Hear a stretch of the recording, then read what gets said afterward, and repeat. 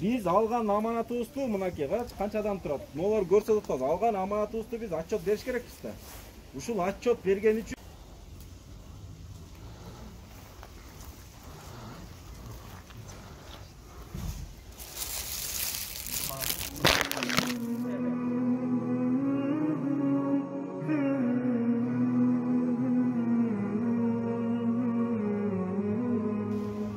Ассаламу алейкум, рахматуллахи ва баракату.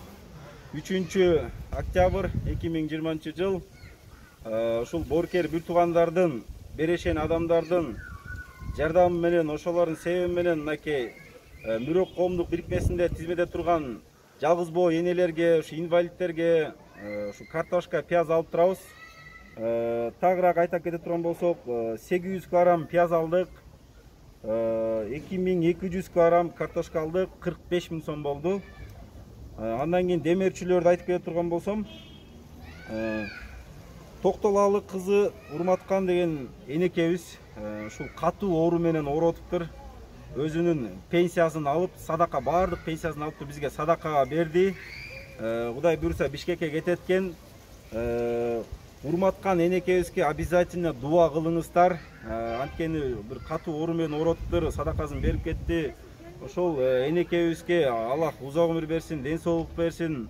Ушул намазыңыздарда, дуаңыздарда ошо энекебизди унутпаңыздар, дуа кылып коюңуздар. Андан кийин биздин спонсорлор Айнур деген энекебиз бар. Муну баягы билесиздер, тоже пенсионер бул. Азыркы учурда ушу пенсионерлер кичине активныйраак болуп атат. Эжекебиз дагы баягы 18 000 сом садака берип кеткен. Азыркы энекебиз өзүнүн 7 000, 8 000 акчасын чыдап кетти, ушу пенсиясын. Андан кийин үлгү болсун, бул бизнесмендерге үлгү болсун. Наристе магазини дагы 10 000 сом берип кеткен. Садакаңызды Аллах кабыл кылсын. Бул дагы ушул бизнесмендерге үлгү болсун.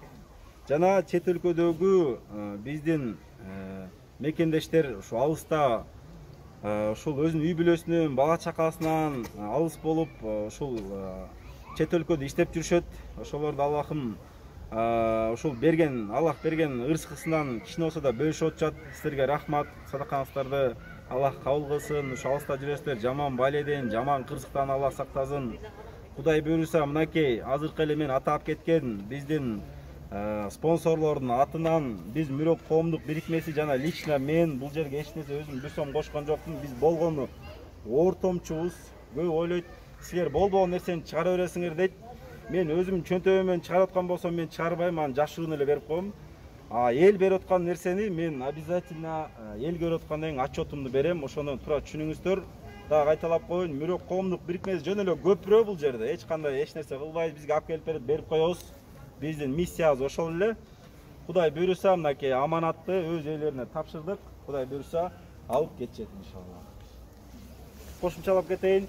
Азыркы учурда берде 100 кг ашык эт, мындай айтканда 2 кг, 3 кг тийди ар бир үй бүлөгө. Кудай кааласа мынакей бизге союп келгендер бар, этин алып келип койгондор бар. Ошолордун дагы эттери бул жерде аманат. Кудай буйруса бул дагы берилип атат. Бул жерде эмне үчүн бирде 2 кап жана 1 каптан турат. 4төн 5тен балалууларга 2 каптан картошка берип атабыз. 2ден 1ден балалууларга 1 каптан берип атабыз. Жана пияз тегизе жарым каптан берип атабыз. Баталым кабыл этсин.